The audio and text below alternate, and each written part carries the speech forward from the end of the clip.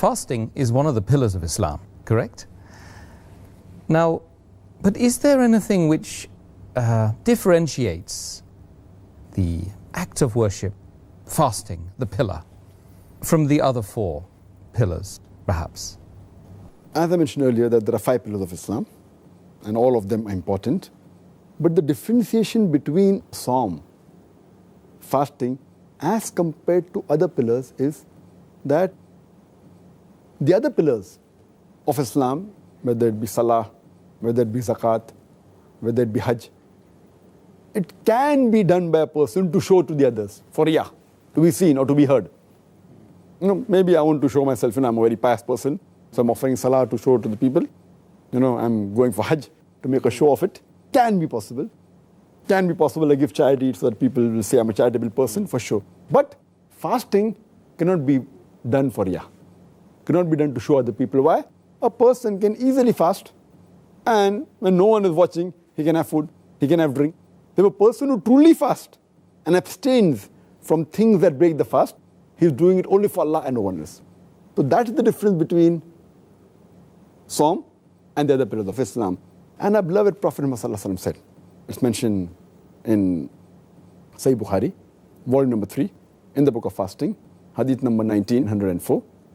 Our beloved Prophet Muhammad said, Allah says that all the deeds done by the sons of Adam, they are for themselves only. He does it for himself. But fasting is for me.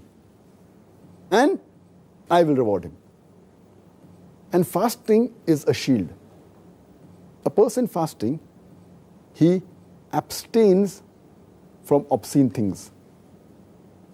He abstains from lying and abstains from yelling.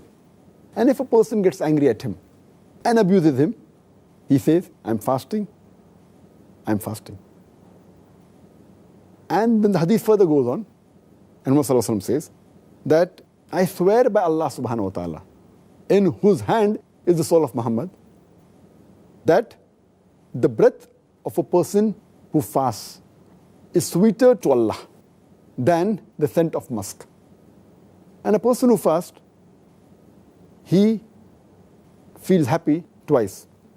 Once while breaking the fast, and once when he meets his Creator, his Lord. So in this hadith, there are various aspects mentioned. First is that fasting is only done for Allah subhanahu wa ta'ala, no one else. It's not for riyah. Secondly, fasting is a shield. It's a protection. It keeps you away from wrong things, from obscenity, from vulgarity. And if someone is angry, it says that you have to calm him down, say, I'm fasting, I'm fasting.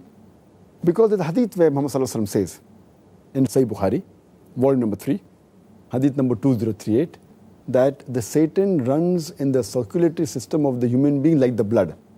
So when we fast, we feel hungry. When we're hungry, the energy level goes down, and the things which are required for doing things away from Allah subhanahu wa ta'ala, so taqwa level goes up. Because when we eat food, it goes into the blood.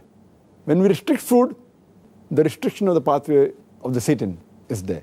So that is the reason when we fast, our taqwa level increases.